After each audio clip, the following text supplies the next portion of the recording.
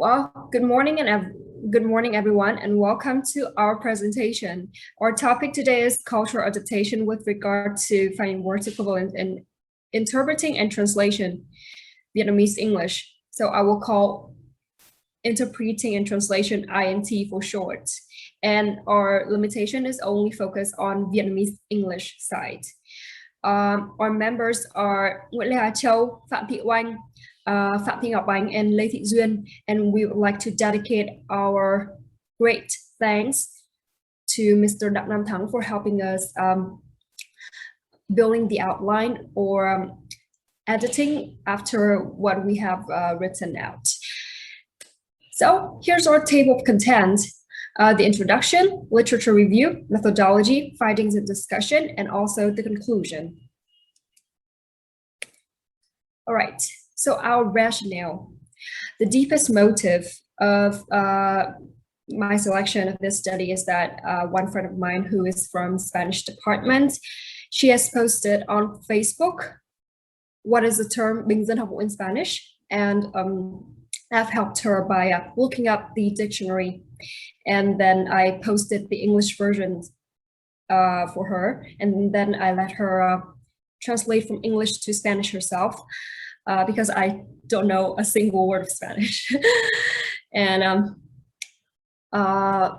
also another time, that same girl, she's posted also this content, but the word has changed from Bình dân học vụ into Long Mạch, which is also a Vietnamese cultural and historical term, right?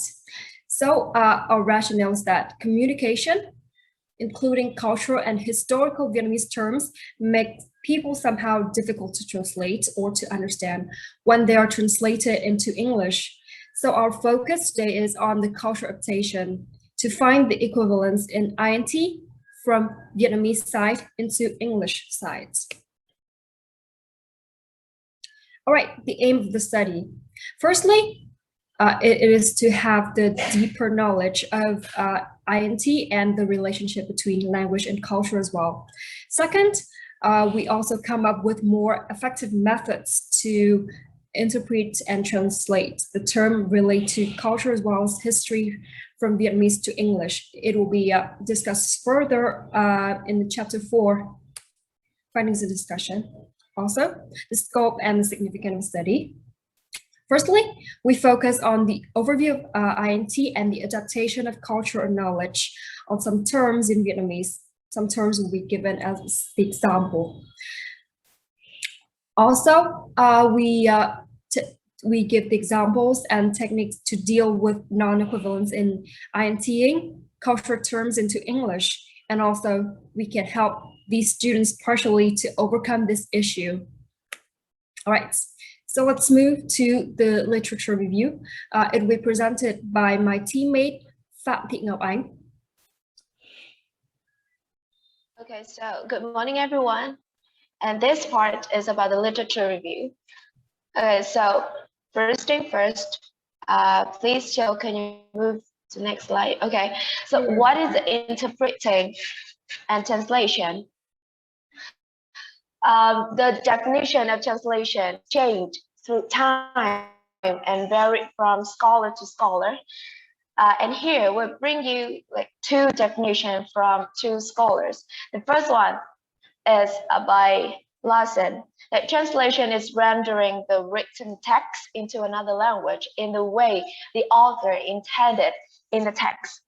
And the second one is from Harton and Mason. It is communication process which takes place within a social context. And despite minor differences from the definition from different scholars, all the conceptions share the common aspect, which refers to the action of finding the nearest equivalence in meaning based on lexicology, grammar, communication, case, and cultural, and when the source language is converted to the target one. And next slide, please. Yes. Okay, so how about some common INT method? There are myriad ways from Bùi and Đặng in 1997. There are myriad ways of translating text and speeches, namely word for word, literal, faithful, free, idiomatic, and also adaptation. But the limitation of our research is only adaptation. Okay, and the second part, we will discuss about the relationship between the language and the culture regarding INT. It is conveyed through the following three new metaphors. The first one is from a philosophical view. Like language and culture can make a living organism. Language is flesh and culture is blood. Without culture, language would be dead, and with a language, culture would have no shape. The second one, from a communicative view, like communication is swimming, language is a swimming skill, and culture is water. Without language, communication would remain to a very limited degree, like in a very shallow water. And without culture, there would be no communication at all. And the last one is from pragmatic view. Communication is like transportation, and language is the vehicle, and culture is the traffic light. Language makes communication easier and faster, and culture regulates, sometimes like promotes, and sometimes hinders communication. So you can see that language is the career of culture, and culture is the soil of language, and the translation is the bridge of intercultural communication. And we will move to the very main part today, that is the relationship between so next is the relationship between the keyword of culture in INT.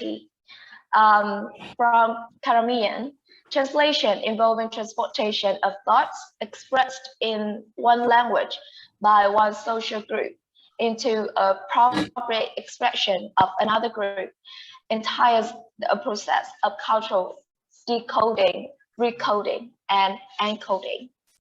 So we'll move to the very main part today in our research. That is the adaptation regarding INT of cultural terms from Vietnamese to English. And there are many cases in Vietnam that we have to use cultural and historical knowledge to translate like Vietnamese words into English. For example, like firstly, you can see that almost like Long Mạch can be understood as a place and the geometry having a spiritual point of each specific land. That is why when we translate Long Mạch into English, it can be a geometric vein. Secondly, ông Công and ông Táo are two kinds of figure. Ông Công present for the house protection in general, so we can name him like land genie. And the other, ông Táo, is considered a person that takes care of the kitchen, bringing all the family member closer with warmth of the kitchen. So we can call him like kitchen god. And finally, another example that is mentioned above by Joe is to analyze Bình dân học vụ, which is a movement to eradicate illiteracy among the entire population, launched by the provisional government of the Democratic Republic of Vietnam on September the 8th, 1945, right after Vietnam gained independence. Therefore, we can use anti-illiteracy campaign as the equivalence for Bình dân học vụ. So from those examples, you can see that without the knowledge of culture as well as history, we may get trouble with INT in dealing with translating Vietnamese words or phrases into English. And we'll move to the next part. In this part, we have three other main parts. The first one is about participants. The second one is the instrumentation. And the last one is data collection. About the first one, the participants.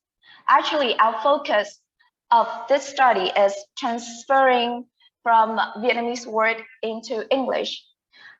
So the questionnaire is still carried out on students from all the departments of Hanoi University, named as Vietnamese foreign language, regarding the participants' own language major instead of only Vietnamese English.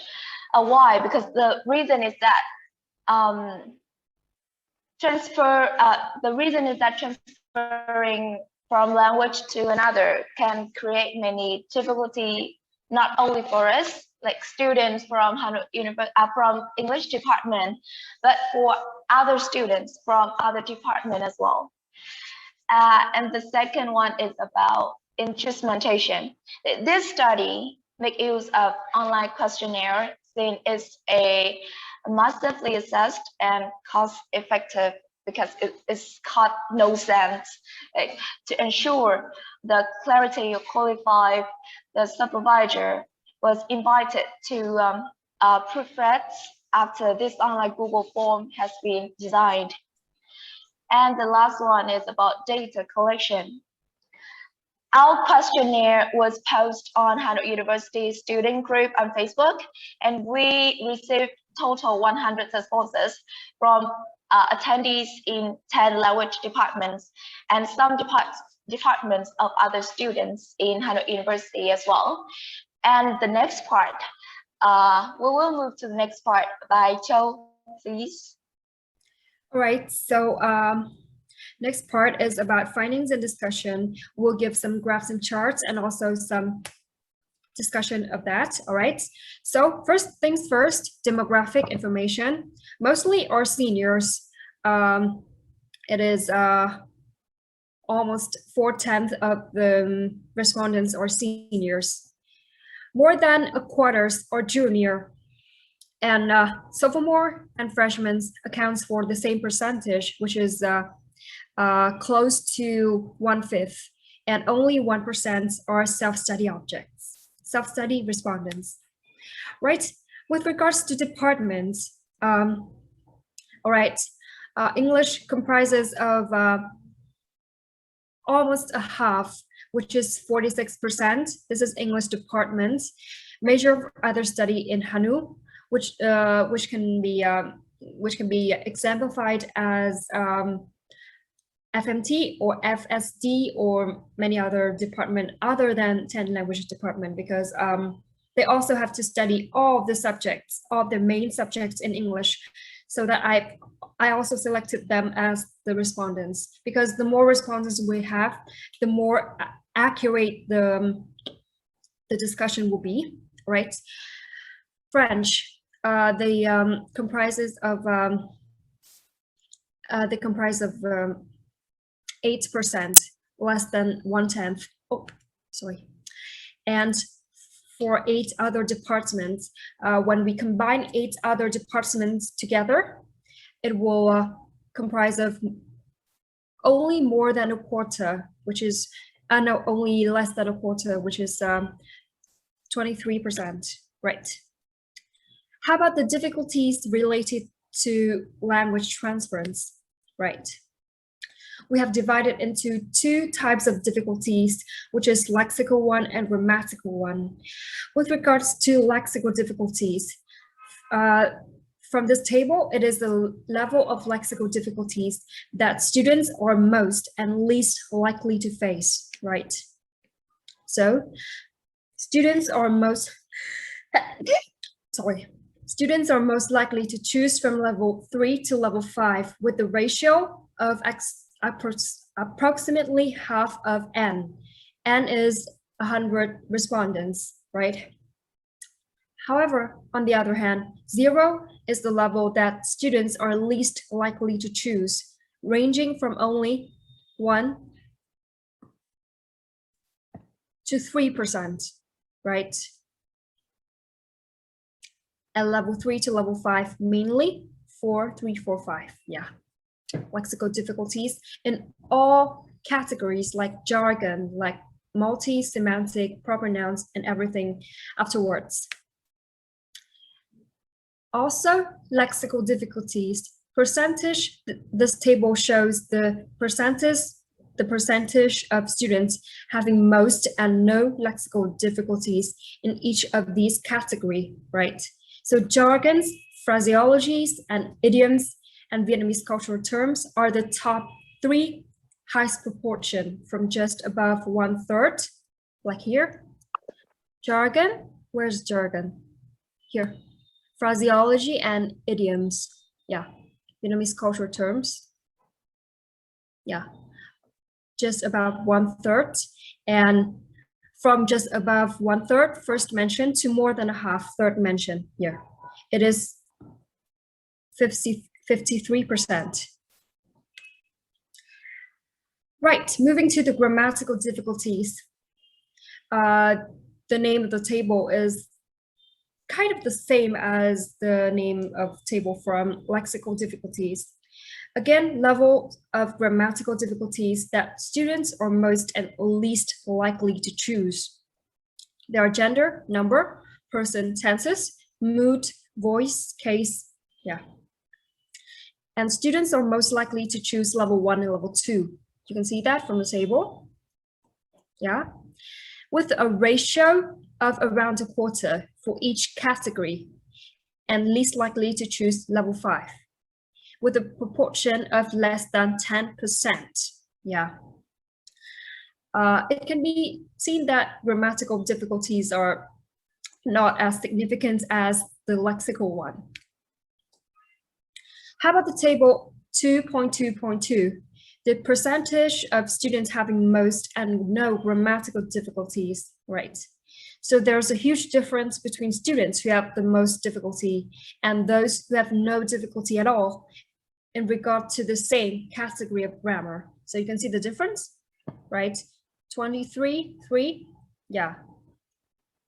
It is a huge difference between students who have the most difficulties and who have no difficulties at all. Right, moving to the reasons for those difficulties encountered while translating, yeah. And you can see that these are the top 2 significant reasons that comprises of almost 3/4 of the respondents, yeah. So n equals to 100, and it is 72%. So the top 2 most common reasons that students have chosen are differences in culture and mindset between 2 languages, and also limited vocabulary range. So sometimes they have no vocabulary to transfer from one language to another, right? Yeah. How about the consequences after the reason? It can be lead to the consequences, yeah. So the top 2 most frequent consequences are here. More than a half, right? 51 and 55. The top 2 most frequent consequences are too literal, word by word, and not having a clear distinction between positive and negative, emotive, and neutral choice of synonyms. Here, too literal, not having a clear distinction. For example, like pass away versus die, appreciate versus evaluate, which means that they they don't have a clear distinction between 2 connotation between 2 words, right? How about the solution? Where there's a problem, there will always come with the solution, right? There will always be a solution. And some solutions suggested. The optimal solution, which has been selected by 81% of the students, yeah. It is the understanding the motives of some specific word choice related to Vietnamese culture and history. For example, like the 3 words that has been given in the second part, Long mạch, bình dân học vụ, ông công ông táo, and many other historical and cultural terms. So understand the motives of selecting of some specific word choice relating to Vietnamese culture and history is the most effective solution to deal with Vietnamese cultural terms. Yeah, so understand the story behind the word choice is the key. All right, so let's move to the conclusion, right? To sum up, cultural adaptation plays a vital role in finding words equivalence, and also it makes the translation process easier and more effective. If we don't know the motive behind the word choices, we cannot transfer it from our own language to another language in an effective and precise way. So that is the end of our presentation. Thank you for listening. Here's a reference also. Yeah, and now is the time for a Q&A.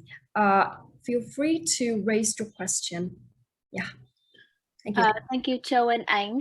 Can you open the chat? We've got a couple of questions so far from the audience. Oh, okay. I've seen that.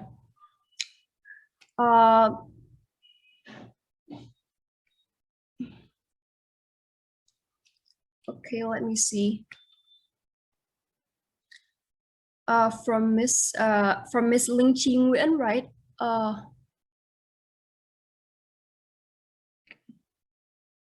All right, Miss Nguyễn Linh Chi has asked us, why do you choose to study cultural adaptation in INT? Do you think it works in the same way for both INT? Okay. The second question, while your research topic mentioned INT, your literature review discussed the definition of translation and the role of, what about interpreting? Okay. The third question for Miss Chi. Oh. Okay, so I'll answer the very two first question of Miss Chi first. Thank you. All right, so the motives that I've chosen to study cultural adaptation in INT, like I've mentioned before, like I've mentioned in the introduction, cultural adaptation is the optimal way to translate from our own language to the foreign language, because we need to understand the motive of word choice, and then we adapt it from our language to the target language. And the deepest motive is that one friend of mine has posted on Facebook 2 Vietnamese terms that she needs to, 2 Vietnamese historical and cultural terms that she needs to translate. So that is why I've selected this this topic, and I've narrowed it down to the cultural adaptation method. Thank you. So the second question, while your research topic mentioned INT, your literature review discusses the definition of INT and the role of cultural translation only. Oh, okay. So okay, I'll go back to literature review so as to see.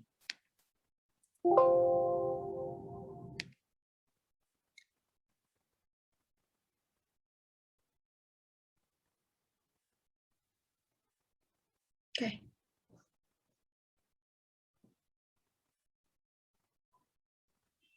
Definition of some common INT method.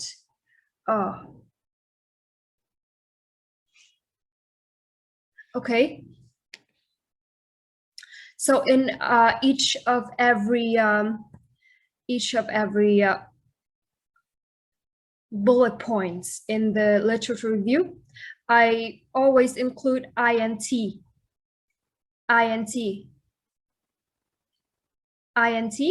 Here.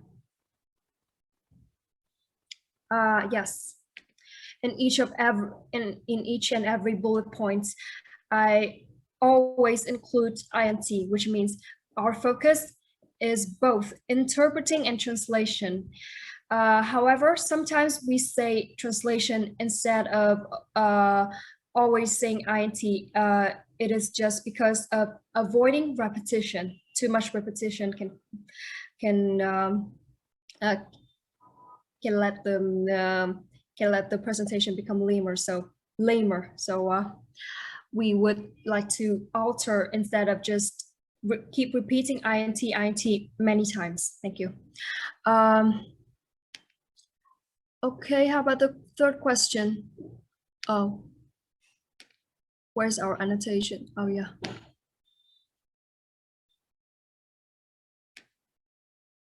Do you plan to analyze the concept of adaptation as a translation method or strategy to deal with non-equivalence at word level?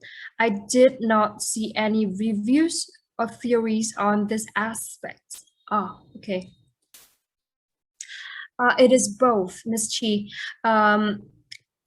The adaptation method, the adaptation can also be considered as one is the translation method, which is mentioned by Bùi and Đặng in 1997.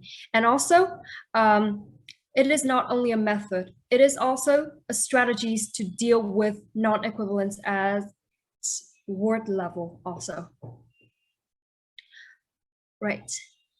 So, Ms. Chi, have my answer satisfied your question?